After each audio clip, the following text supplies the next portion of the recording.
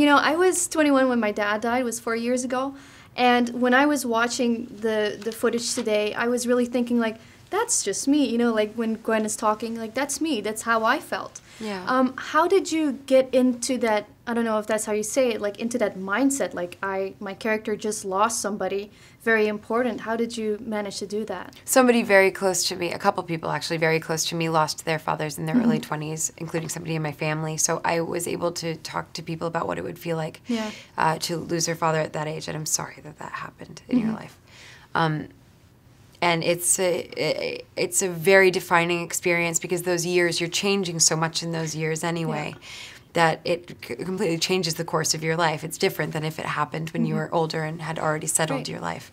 So it was very important to me to make sure that she is, because I don't know if you found this to be true, but a huge awareness of mortality comes when you lose somebody that young. And I think that stays with you for the rest of your life. You're aware of how fleeting things are, and how important it is to make the most of each moment in your life, and that's what I wanted to. That's bring. exactly how Gwen. That's how she started living. Like you notice from the first movie when the dad dies, like she becomes like a totally different person, like you said, because she is aware that there's like that people, like everybody dies, right? Yeah. And that stays with you. And how do you think that is going to affect, you know, her character? How is it going to affect that, the death of her father? I think she is very clear on what she wants out of life because of that. She's clear on making goals and following through with her goals. She doesn't find any time is worth wasting anymore.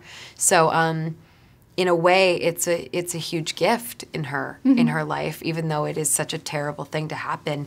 It gives her this power to move forward and to really accomplish what she wants in her life, whether that be a relationship with somebody or going to school. She wants a scholarship to Oxford, and so she's really going for that, and she's incredibly bright and has a lot of things to be hopeful for. Is that something you live by as well? Like that every day could be your last day and you just have to enjoy life to the fullest? Yes, and the only issue with thinking that can be sometimes you go the other way and you can get cynical, and think, well, every day could be your last, so why even bother?